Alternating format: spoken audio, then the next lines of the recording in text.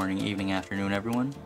Now, it's been over a year since I made the Hypixel Skyblock dungeon lore video, and we've received many updates since then with a handful of new information on the full story. So unlike the last video, instead of a select few, I've gone through every NPC dialogue, bestiary description, and tons of item descriptions for new information. And I also got some help from threads and videos by other fellow Skyblockers to find things I didn't cover in the previous video.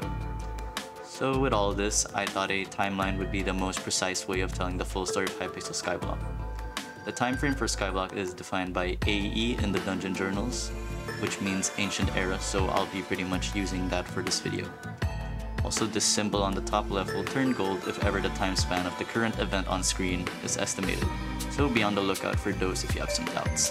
And you also may find on the bottom left the original sorcerer dialogue that will support the statement on screen. So if you have anything else to add, please give your thoughts on the comments. So without further ado, I present to you the definitive Hypixel Skyblock timeline.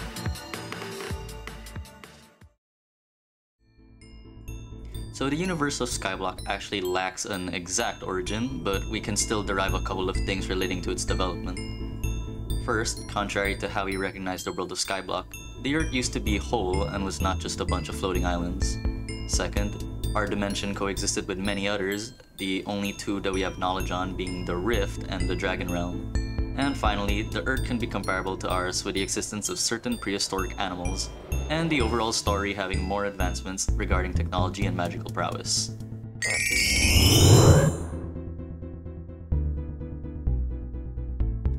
The precursors were an ancient civilization that resided in colossal cities with grand architecture. Their genius was like no other, laying the foundation for future technology despite being eons behind the modern era.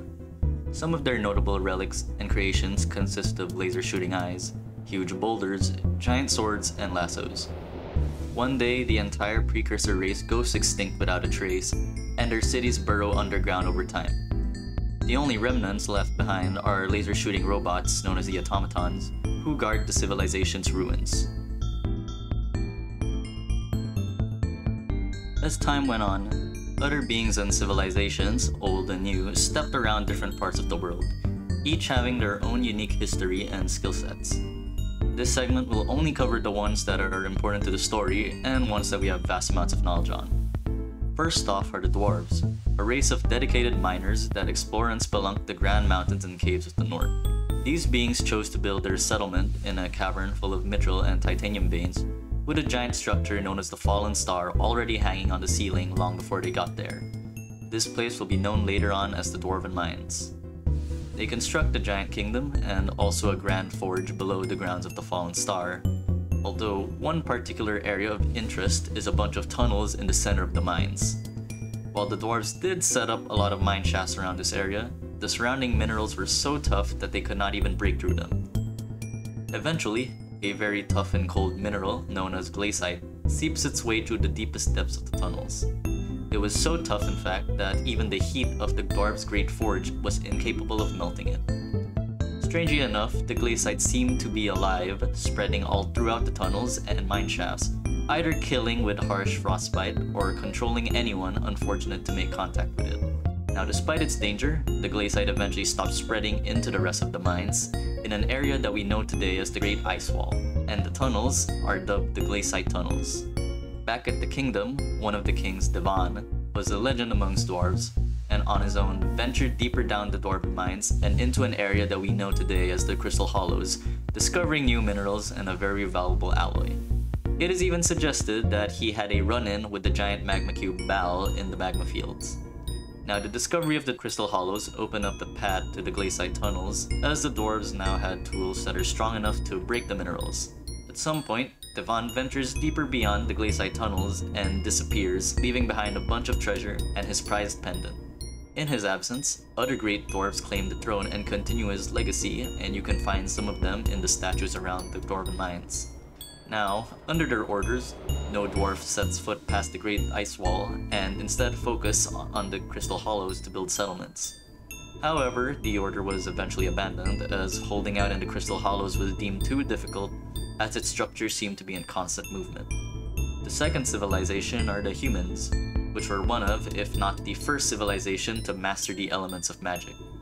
They resided in kingdoms all around the surface of the earth, with one of the castles neighboring a structure known as the Academy, which became the greatest learning center for some of the most significant mages around the 8th century. The Academy was located in a kingdom that we will refer to as the Sky Kingdom for this video's sake. The third civilization are the Taika clan, and you may seem familiar with them, but back then, they were actually just a group of farmers, most likely humans. They also herded pigs past the mountains of the Dwarven Mines. The fourth civilization are the fairies, creatures with a notably strong magical aura, and at some point in their life, the fairies undergo a ritual wherein they die and leave behind a fragment of their soul, which can be harnessed. Over the course of time, hundreds of fairies die and their souls are scattered among the Sky Kingdom and its neighbors. And the final group are the dragons, winged creatures that live in their own dimensional realm. These beings by far we have the least amount of information on, but we are aware of a couple of things. The dragons had a king, queen, 4 generals, and their numbers reached thousands. Some events even suggest that these creatures were capable of entering other realms, but for eons their presence remains hidden as their king channels the dark aura of fel magic. Now begins the first part of the story that is actually recorded. So, early into the 12th century, a young mage named Cayman graduates as a top student of the academy and becomes a renowned researcher. One day, he is tasked with healing a farmhand named Sarah who ran into an accident. Despite only meeting the woman twice after that, Cayman was surprised with her elegance and they formed a bond. The two eventually get married and Cayman changes his priorities, devoting less time onto his research and more into becoming a family man.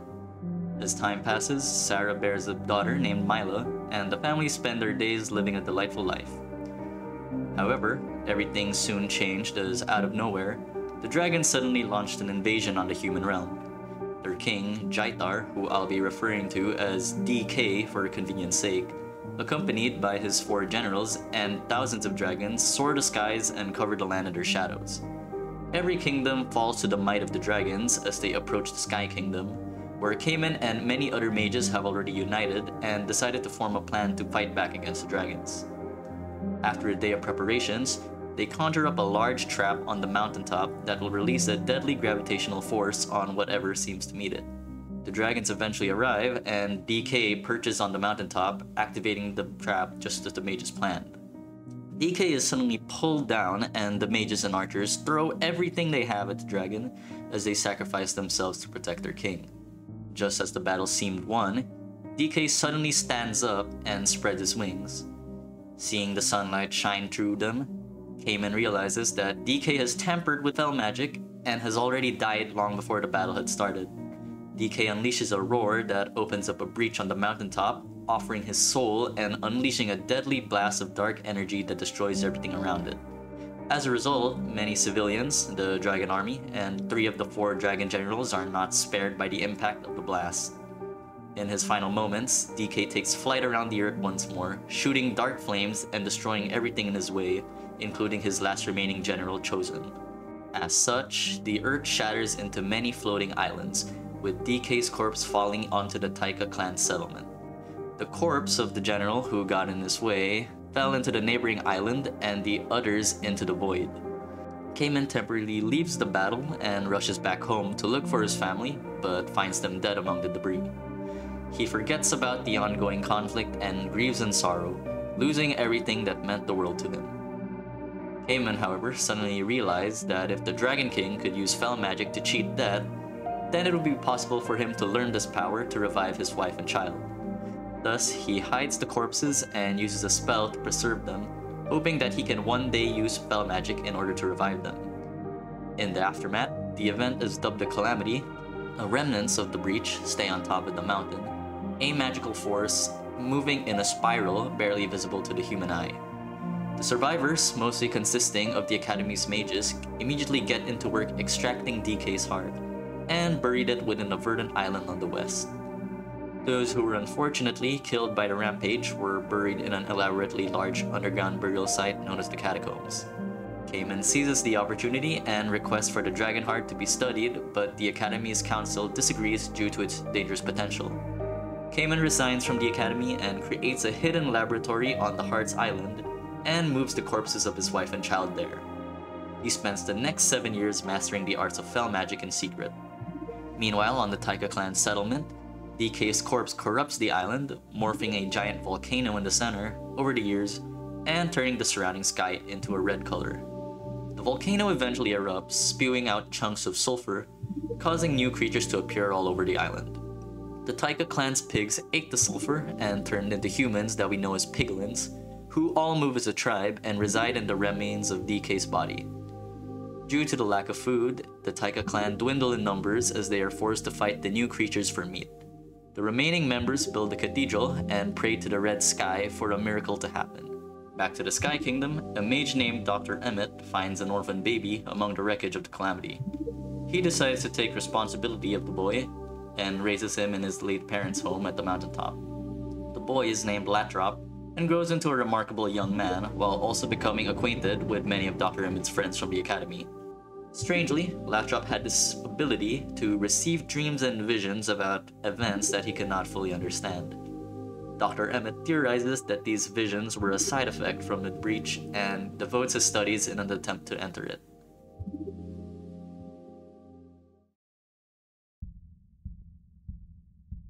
DK's heart corrupts this island, causing large spikes to grow and extracting life from its ecosystem.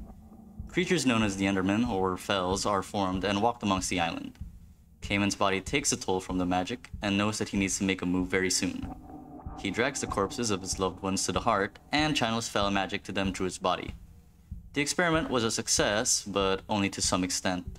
The bodies were alive, but their minds were empty. The two did not need sustenance and just wandered aimlessly around the laboratory as Cayman tended to them.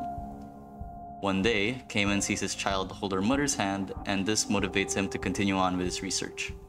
For 3 more years, he goes on expeditions outside the laboratory to better his knowledge on magic. During one of Cayman's expeditions, a Mage Association patrol uncovers his hidden laboratory and ransack it.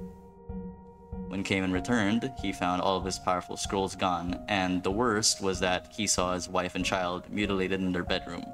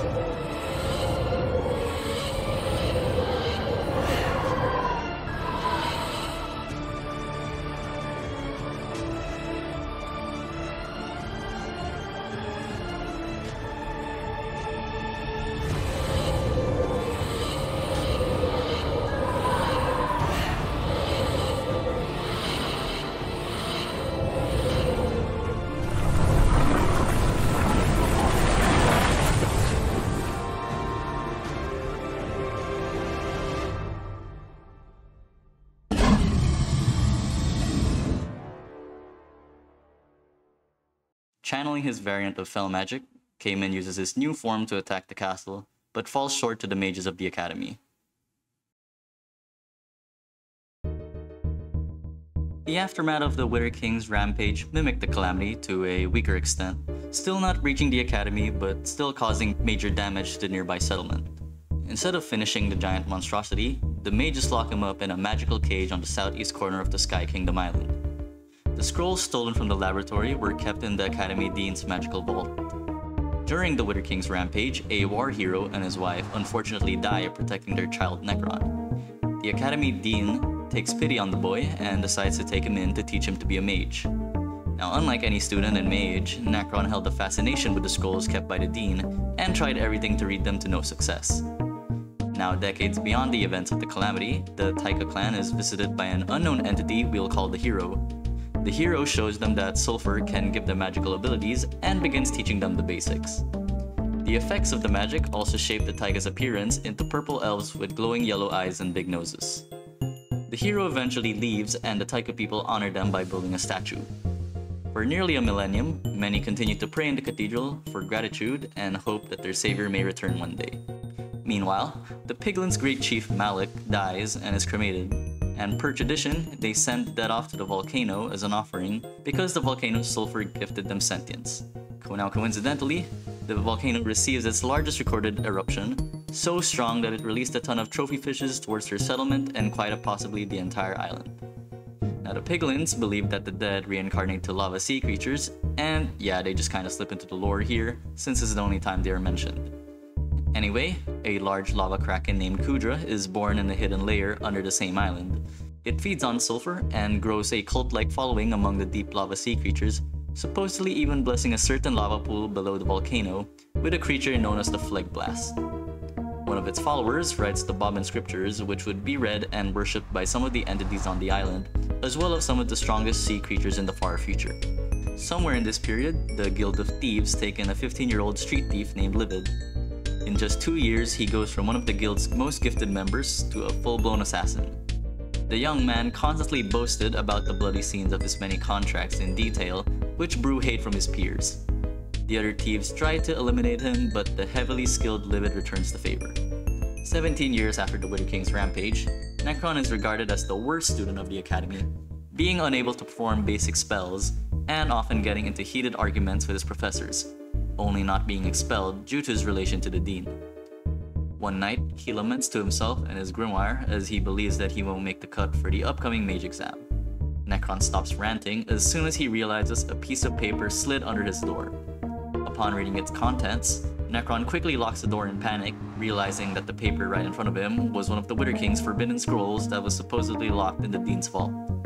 Necron fiercely chanted the spell, and for the first time in his life, actually conjured it correctly. He realized that he had a rare affinity to this dark magic, which is why he was incapable of performing other types of magic previously. As the spell concluded, Necron was immediately sheeted in darkness, and he deduced that it was a spell that would allow the user to bypass magical barriers without being detected. And there was only one magic barrier that he knew about. After a few days, Necron ventured to the other side of the island where the Wither King's cage was. Necron found out that all the guards never really stayed close to the cage due to the aura of the Wither King, and formulated a plan. As a student of the academy, he was easily able to blend in under the excuse that he was there to help the guards with their chores. After a couple of weeks, Necron decided that it was time and conjured up the spell as the sun set. He got more and more stressed approaching the cage until he finally came face to face with the colossal creature. As the creature noticed him, Necron lashed out in anger for the death of his parents, but immediately went silent when the Wither King questioned that if this tantrum was really the purpose of his visit. So, over the course of weeks, he would visit the Wither King in search of knowledge, even befriending it after finding out that the two of them were not as different as they thought. Eventually, Necron had to give his end of the deal in order to learn more about fel magic, to free the Wither King from his shackles. The Wither King formulated a spell on the spot, which Necron had to conjure. After doing so, the magic barrier destabilized, and freed from its constraints, the Wither King left the cage and fired a bolt of dark energy on the ground, destroying a huge chunk of the island with it. It grabs Necron and immediately makes a jump for the void. Calculated as always, the Wither King made his grand escape look like an accident, so the mages would not tail them anymore. After running into an entrance that led to a very deep point in the catacombs, the Wither King seals it and unravels the power of fel magic with its new disciple.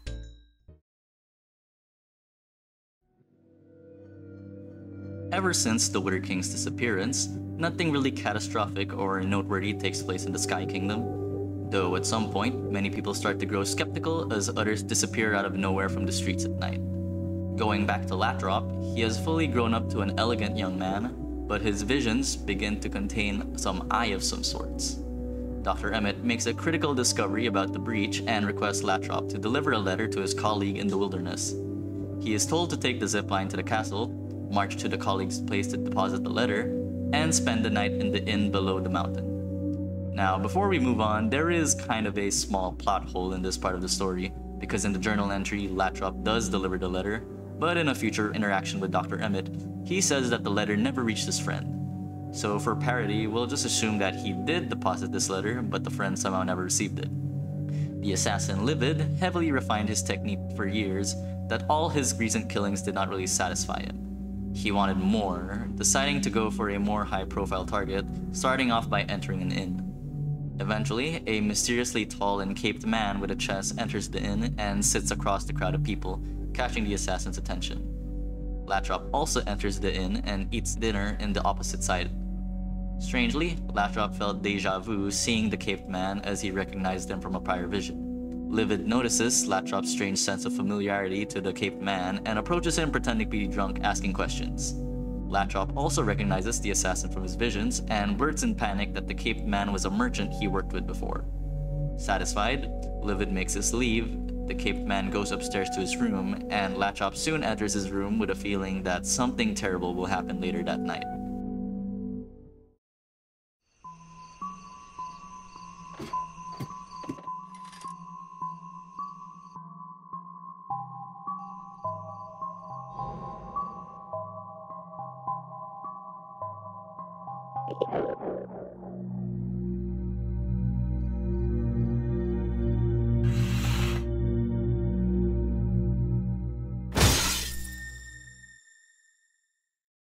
Seeing no signs of the chest, Livid was too far in that the only choice left was to kill the merchant. However, a magical noise distracted the assassin as the merchant suddenly disappeared and closed in a lethal stab on his heart. As the blade exited his heart, Livid looked up to see Necron, now withered and full of scars, before suddenly realizing that the wound was gone and falling unconscious. Necron sneaks out of the inn with the unconscious body and makes haste to the graveyard, hinting that the people going missing were probably kidnapped by him in an effort to expand the Catacombs army. Latrop wakes up soon after and follows Necron, strangely sensing much familiarity with the current procession of events. Once they arrive in the Catacombs, Latrop loses sight of Necron and instead affixes his sight to a giant wooden door. Suddenly, Necron appears behind Latrop and questions why he had followed him into the Catacombs. All Latrop could really state was that he had visions wherein visiting the Catacombs and meeting the Wither King would unlock the full potential of his powers. Necron was intrigued and questioned Latrop no further, inviting him to meet his master. The Wither King was astounded by Latrop's abilities and commanded him to look into a giant orb of unknown origins known as the All-Seeing Stone. Upon looking closer, Latrop shapes a vision within the orb, slightly mimicking that of the previous life that the Wither King once had. Latrop returned to the real world immediately after, and the Wither King was very pleased with the outcome. Latrop would be forced to look into the orb every chance he had, slowly losing contact with every part of his body other than his eyes. The Wither King surgically removed these hindrances, leading to the birth of a giant floating eye that we know now as the Watcher. With his full power unlocked, the Watcher uncovers the full story of the Mage Cayman and how he became the Wither King. The Wither King tasked him to shape the orb into a world that he could enter and live out the life he could have had if the calamity never happened. After doing so, the Wither King got lost in the orb, and Cayman resurfaced in his Wither form once again, as his thoughts of anger and hate disappeared. He moved to the deepest and most secluded chamber of the Catacombs in order to relish in the memories of the All-Seeing Stone forever. Necron is given full control of the Catacombs, and the Watcher is relegated to his side. Cayman apologizes to his disciple and requests him to defend the chamber even if it means his life. Despite all the shortcomings, Necron understood and accepted his master's request with open arms, as he saw his master face to face for the last time.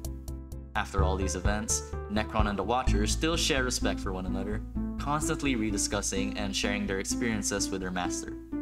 The two agree that the revelation of their master's departure would come out eventually, so they get to work expanding their army of necromancers.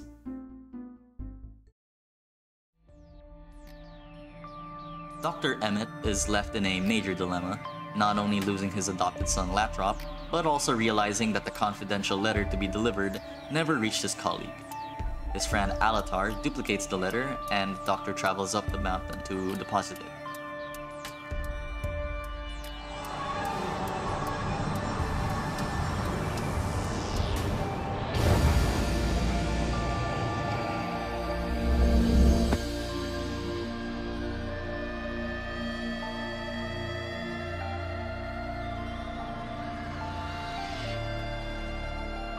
Once he dropped the letter, Dr. Emmett woke up and looked around, only to realize that this was not his home. He was in the Rift. The Rift was a dimension that mimicked a more futuristic version of the Sky Kingdom, with nearly every aspect being inverse to the real world, such as anthropomorphic animals, lifeless trees, water turning to ice, and being overall strange. Its only confirmed native inhabitants are the Argophase, who were born from the trees since the rift's beginnings and were friendly to any passerbys. Now, unlike the real world, the rift's dimensions run on 5 instead of the normal 3 XYZ axis, also including time and randomness, while following the rules of causality. Any person who enters a breach breaks causality, causing the breach to be tamed, and subsequently keeping them stuck within the rift due to its nature. It is important to note that time flows differently in this dimension.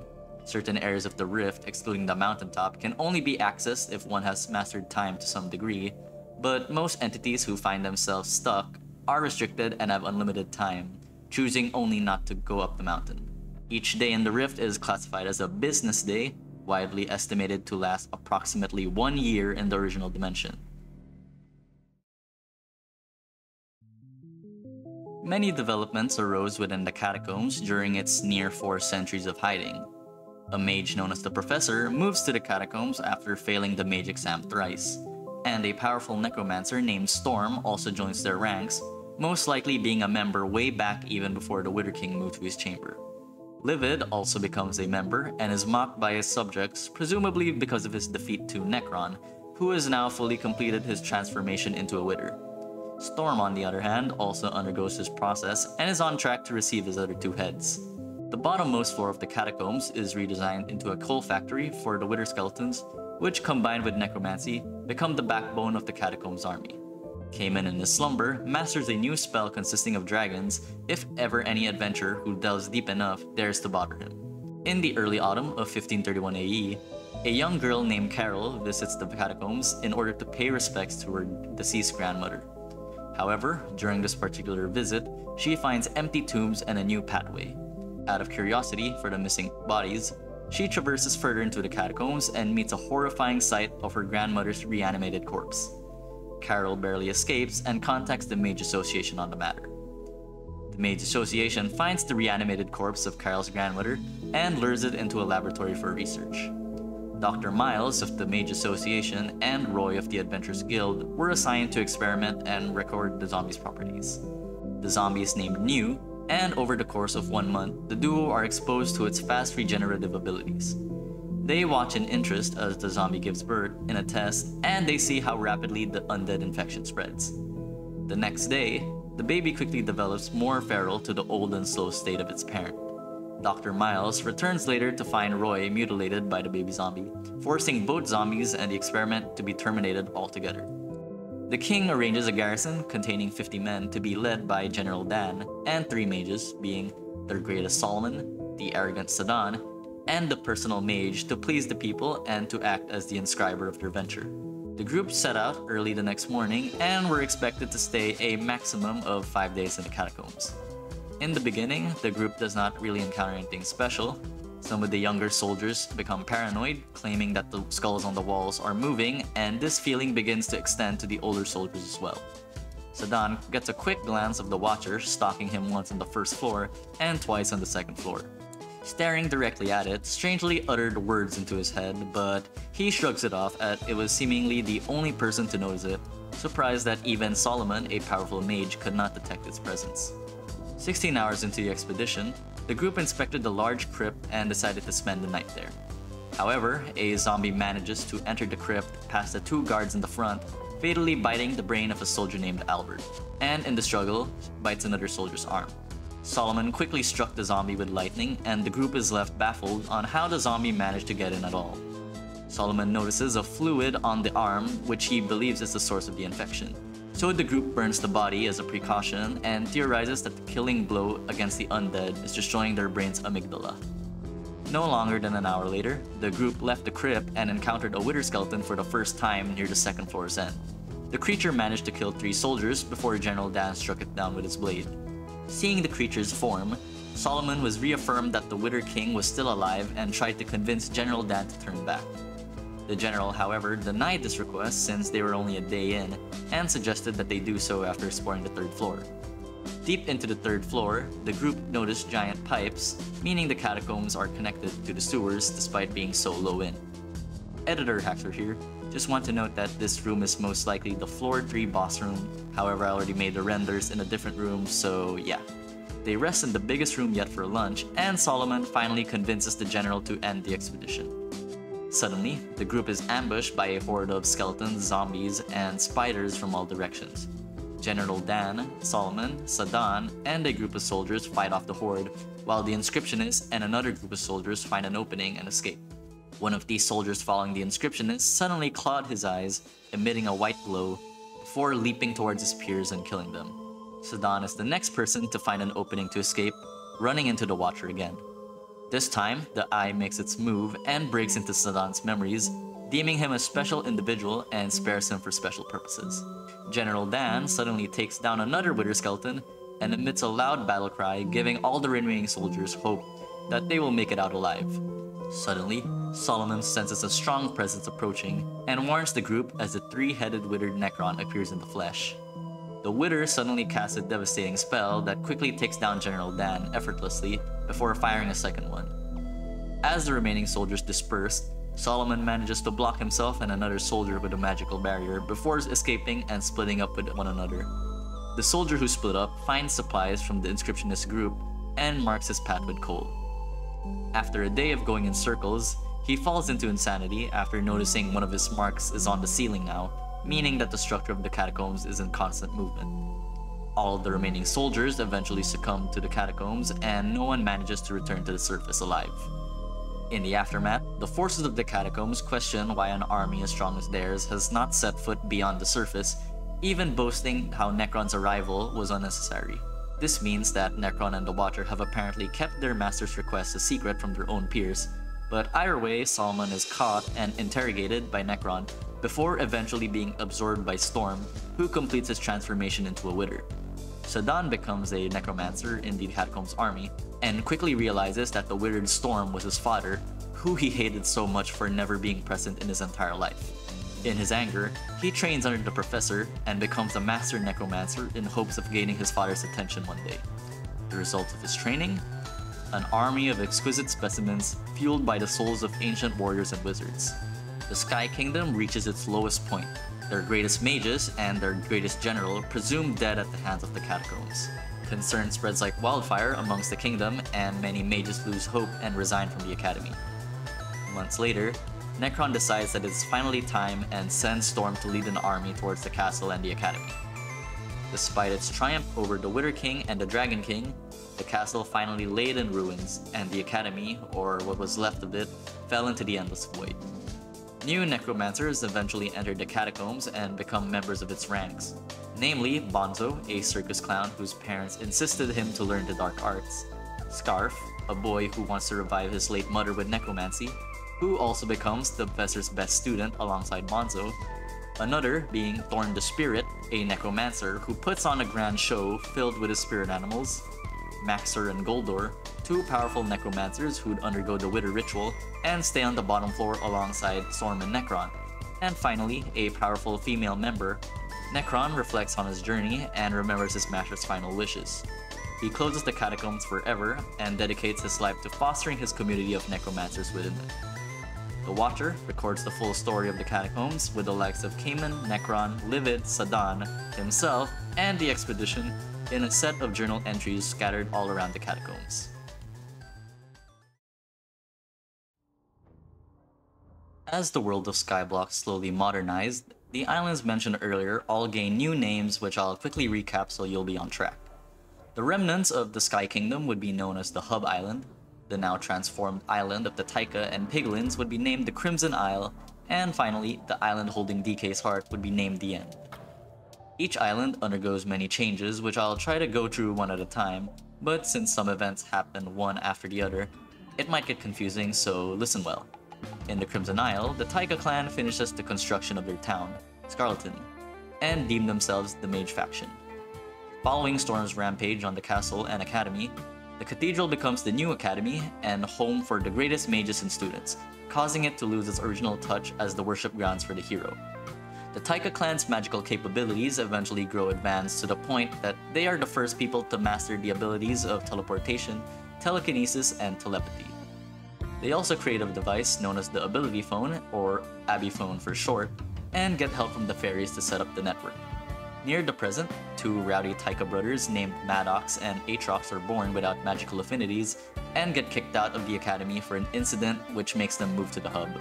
They also bring alongside them the recipe of the ability phone and put their own twist to it, allowing contact between areas outside of the Crimson Isle. The faction is overseen by Queen Nyx, assisted by Captain Ahone and the Academy Dean. There is also a rumored organization allegedly consisting of mage faction members who have been known for notorious acts, but we do not really know much else. Meanwhile, nothing very significant happens for the Piglins other than major expansions to their land. They are led by Chief Scorn and his son Yugo, and would deem themselves the Barbarian faction. Tensions arise between both groups, but nothing really escalates other than sending out spies to one another. Despite the ongoing conflict, many neutral inhabitants of the island befriend members of both factions, and some members of both factions even use the conflict to profit with one another like a hidden Abiphone business. Over time, the Sulphur begins to strengthen some of the Isle's strongest mobs. An undead prince named Bladesoul leads the younger Blazes and the local Wither Skeletons to construct the grand stronghold on the Isle's entrance. A magma cube continuously increases in size under the volcano, which forces the barbarians to defeat it every week to prevent it from growing. Duke X and the Mage Outlaw are different. Instead of being monsters, they were actually outcast by their own factions for overdosing on sulfur. Duke X hogs all the leather cloth on the island, while the Mage Outlaw occasionally attacks the barbarian faction. Ashfang are interconnected twin blazes that reside in the ruins of the north, unusually outside of the smoldering tomb where their fellow elder blazes live. They are regarded as the strongest entities on the island's surface because the sulfur mostly drops around their area. And right past their ruins is the Forgotten Skull, a structure as old as time where Kudra resides under so that it can quickly go out to collect sulfur without being noticed. The Heart of Decay in the End Island still lies intact and expands the island much further. The Endermen distinguish themselves into the Zealots and the Voidlings as they reach the lower parts of the island. The Zealots resided in a giant den and worshipped the Heart of Decay right under. And they somehow also gained these artifacts known as the Summoning Eye, which calls forth one of the many subjects of the Dragon Queen from the Dragon Realm through the Dragon Heart. The Voidlings, on the other hand, did not actually worship the dragons, and instead worshipped the Void in their chasm via a cult-like hierarchy. Their strongest champion, or leader, is the powerful demigod known as the Voidboom Seraph, who at some point crosses paths with the Wither King and becomes a loyal left-hand man, alongside the right-hand man who is Necron. Back to the Dwarven Mines, the current king and self-claimed descendant of Divan, named Dulin, abandons his role to form a team with other dwarves to explore the glacial tunnels. In his absence, Ms. Milla and the Seven Dwarves take over the throne in a system where they would cycle between one another every day. And finally, the coinciding events of the Hub and the Rift. Reminder again that time flows differently between these two dimensions, so they may not line up in the same time span. And this is the most confusing part of the video, so try and keep up. In the original dimension, nearby civilization flourishes as the castle ruins are overrun by a pack of wild bulls. An elder wizard, assisted by Barry, starts constructing a portal that will hopefully allow people from the original dimension to travel through the breach and return safely. Meanwhile, in the Rift, wizards hailing from different universes and even Alatar somehow enter the Rift and find themselves stuck like Dr. Emmett was. They collectively deduce that the Rift was a point in space where time flows differently and allows the past, present, and future to collide with one another, tied by calamities from their own dimensions. Now, with this in mind, some of the wizards who entered the Rift reflect those of the original dimension and are most likely their future counterparts who retain the same memories. Due to the fifth dimensional plane of the Rift, they realize that the mountain's summit is actually a lot farther than it looks, containing a huge instability with time. They decide to construct the tower with a portal in order to gain passage and direct information from the Rift to the original dimension. The area chosen for the project was the Wilderness, as it was stabilized by the aura of Tia the Fairy, who resides near their location in the original dimension in the present. Dr. Emmett registers that the West Village was the most distorted area in the Rift and conducts a study there for the portal project. He merges the Mirrorverse with the surroundings but ends up trapping himself and losing his physical form. Eventually, more beings find their way to the Rift through breaches opening up in different universes left and right. Fairies who found their way here stayed in the chateau, but would eventually vacate to the highest tower after a cult of vampires and thralls settled in. Leeches infesting the infinite ocean surround a lower portion of the Rift and strand a group of pirates. alternate versions of familiar faces that we know and love in Skyblock, and many new faces hailing from different universes. One of these people is a girl hailing from the future named Elise, who comes with a powerful necklace and shows it to the wizards. Apparently, this necklace would be the key for outsiders to enter the rift and return to the original dimension safely, while also allowing them to control time. Back in the original dimension, the powerful female member of the catacombs has a falling out with the other necromancers and retires to the rift. For some time, she grew wilted berberis crops in the Dread Farm and operated an inn serving breakfast made from her harvest. In a certain incident, her brain is melted and she subsequently passes away.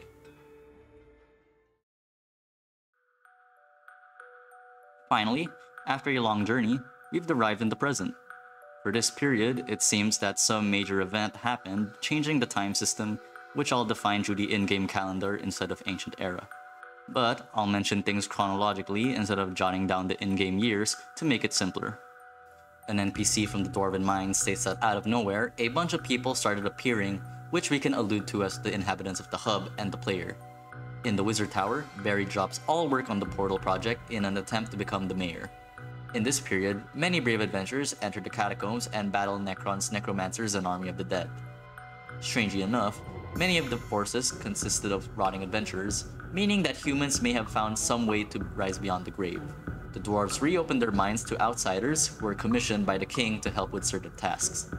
A new mayor candidate known as Dante wins the election, secretly being a powerful entity plotting to rule the world with his slime powers. Fortunately enough, many adventurers band up under the leadership of a legendary hero and end Dante's regime in an uprising. In the Crimson Isle, Kudra starts to steal high quantities of sulfur from both factions. The Barbarian and Mage factions are gaslit into believing that the opposing faction are the cause of it, and they finally have enough. El of the Nether, with the help of a few adventurers, move up the ranks of both sides and help them resolve their differences. After some time, they find and defeat Kudra, causing both factions to achieve peace with one another. Kudra dives back into its lair and prepares itself when the adventurers arrive again. A new auction was opened under a very prestigious man named Shen, but we'll just get back to him in a moment. Barry eventually wins the mayor election, and with his newfound motivation, he invites helpers Udium, Erihan, Nicole, and Elise, that's right, our dimension version of that girl from earlier, to continue working on the Portal project. However, it receives some delay as Mayor Scorpius embezzles all the funds. After some tinkering, our version of Elise comes up with a necklace, which acts as the final key to visiting the rift from the original dimension. The wizard portal eventually finishes, and Barry goes in first and immediately signs up for the rift elections. Unfortunately for the wizard and Elise, they are unable to pass through as colliding with their future selves would break the laws of causality. They instead hand the necklaces to adventurers and giving them access to unraveling the mysteries of the rift on their behalf. It appears that even some NPCs such as Seraphine, Sirius, and Maddox also enter the rift, but are morphed due to their lack of magical affinity. As adventurers delve deeper into the rift, they and the wizards gain many revelations regarding the Skyblock universe. First off, an entity resembling Latrop resides where the Wither King's cage is in the rift. He mentions searching for his liege, suggesting that he is either looking for Dr. Emmett or an alternate version of Cayman, but falls short since his eyes have gone rogue. As you might have guessed already, reversing his name spells Latrop, and the eyes correlate him to the Watcher. If you hover over his last rogue eye, it states that it is lied at the mountain summit with infinite time. As Latrop states in a journal entry, he used the rift to give his past self visions in order to become the Watcher, which was most likely through the rogue eye. In his final entry, written after Storm's attack on the castle, he reminds the adventurer that they play a larger role in the grand scheme of things, possibly hinting something catastrophic in the future, being number 2, the Precursors, who probably never went extinct at all and instead just hopped dimensions to avoid a threat. In the Chateau Oublet, you can find Julian, who is a member of the shady mage faction group mentioned earlier. He reveals that he has arrived there in search of the Precursors. Although he did not find anything, he believes that they left the original dimension due to a threat and they will return through the rift. Dr. Emmett also reveals that the contents of his letter from 1143 AE had something to do with the Precursors. In the Crimson Isle, you can go to these coordinates and find an NPC named Aura in his underground laboratory, which mimics the architecture of the Precursor ruins and contains golem heads which may or may not belong to the automatons. Now this leads to the possibility that one day, the catastrophic event in the future just may be the return of the precursors through the rift. Third, the wizards were not the first group of people to travel into the rift, let alone even find a way out. Julian is already a clear example, even being acknowledged by Elise, possibly managing to enter the rift through his group's magical capabilities. He also mentions that the dungeon puzzler, Oruo the Omniscient, actually got his blessing of time within the rift and somehow returned with it to the original dimension. Even the female member in Portal. You even got this random NPC in the rift named Gunther, who mentions hopping in between dimensions. Another case is the Sorcerer Okron questline in the rift, where a dragon has passed by. Remembering how the dragons live in their own realm and manage to travel to the original dimension, it seems that they are also capable of traveling from dimension to dimension like the rift. This leads to quite possibly the most dangerous dimensional traveler, Shen. In the rift, a giant slime named Bacte resides in the Colosseum. The wizards noted that it heavily resembled Dante and believed that this Shen guy may have created it from Bacte and employed him as mayor in the original dimension. This matches up because Shen's auction can only be attended by people of high prestige, reflecting his high status. And in these auctions, he sells items that seemingly do not belong to this world, and even a wizard wand. We also get confirmation from his assistant's Rift counterpart that Shen is a constant. No matter what dimension he hails from, he will always be the richest entity. So despite seeming like a wealthy businessman just trying to give you some magic find at the cost of all your other abilities, he poses a great threat in all dimensions. It could even be possible that Dante or Bacte is an alternate version of Shen. Back to the timeline, Dulin finally assembles his crew of dwarves and returns to the Dwarven Mines. They entered the Great Ice Wall and set up a giant campfire to combat the cold, and for the first time in centuries, the dwarves finally form a settlement within the glacial tunnels and attempt to uncover Devon's whereabouts. And here our story comes to a close. Or is that really everything? Well, a lot of parts in the story raise more questions than answers, so in this segment, I'll discuss some theories that I was able to bring out from the story, and remember that these are not 100% conclusive, so take them with a grain of salt. Number 1. Shen's associates. Considering how Shen was able to use his power to get someone like Dante to the elections, it is likely that he will do other things through his lackeys. The other not-so-obvious NPCs I found to have a connection to him are Madame Goldsworth III, Diaz, and the family. So Shen's auction requires a prestigious rank from the museum, and ever since the museum update, Madame Goldsworth III is the one who manages it. In her old dialogue, she actually even mentions working for someone else rather than the curator. Mayor Diaz has a perk which doubles the contents of Shen's auction specifically, meaning that they have some sort of connection with each other.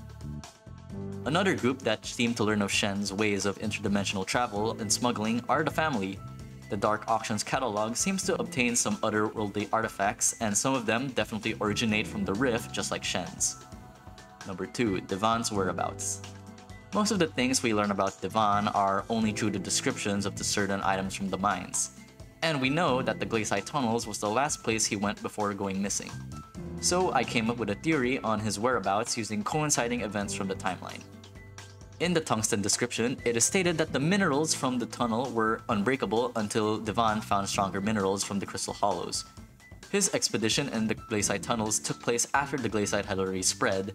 So with this, I came up with 2 possible conclusions. The first being that Devon is actually the Vanguard corpse, since one of the corpse's loot is the Shattered Locket, and when restored through the Forge, reveals the Pendant of Devon, which was the king's most prized possession.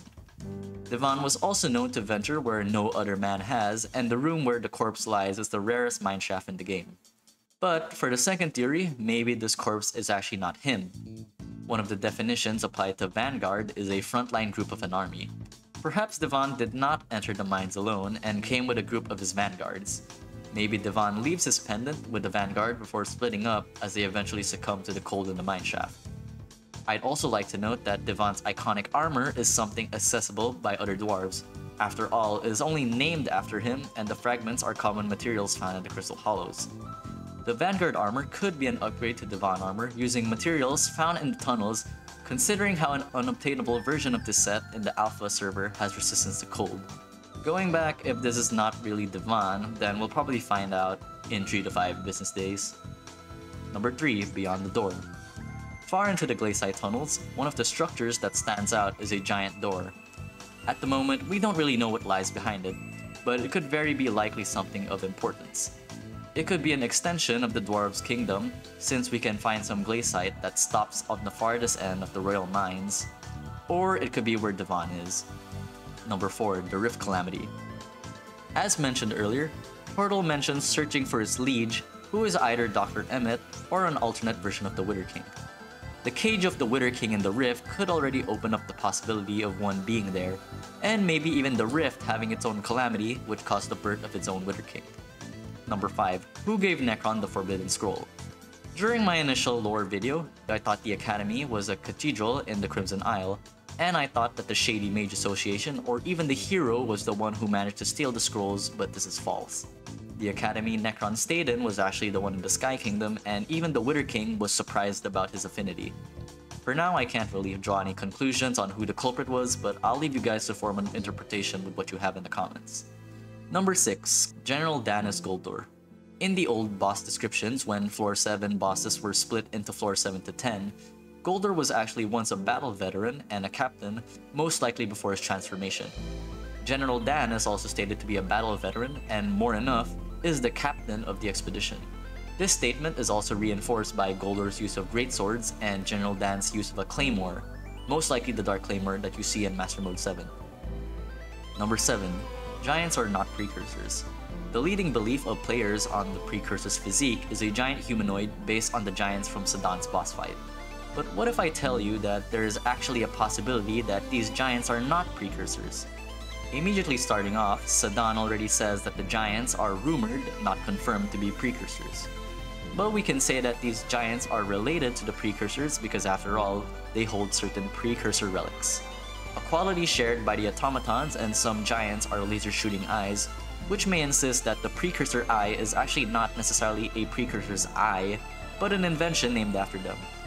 The remnants of the precursor city also form the idea of its inhabitants being giants ridiculous.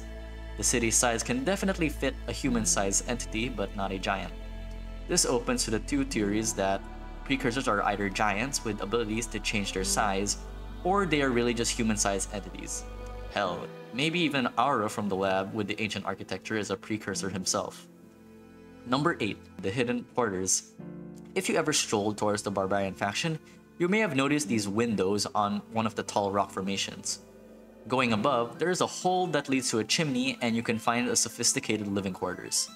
I was initially going to disregard it as something unused, like a certain room in the Rift or the Melancopter, but since it is left out, I thought it had some bigger implication, like probably being the hideout of Julian's group or a result of their activities. Number 9. What to expect from the future. Wrapping up from what I said earlier, there are currently 3 looming threats for the future of Skyblock. The Dragon Queen, Shen, and the Precursors. Maybe Aura if his plan is somehow not related to the Precursors. We can most likely expect that the Rift Mountaintop, Glaciate Tunnels extension, and Dragon Rush update, if they actually remember that this update existed, could extend upon these subjects on their release, in a couple of business days. The upcoming Foraging update has also been confirmed in a forum post to contain lore. After all, the Wizard Tower NPC Udium lets us know that he has most likely used the portal before and ended up in a dimension full of Skulk, which infested his body. This hints that we are to meet some of the strongest creatures from other dimensions later on. And that about wraps up our video for real. And if there's ever a update to the lore, I'll post a separate video that only covers those parts. So I'd like to thank you for reaching this far. I spent a lot of time researching for this video and I wouldn't have done it without your guys' support.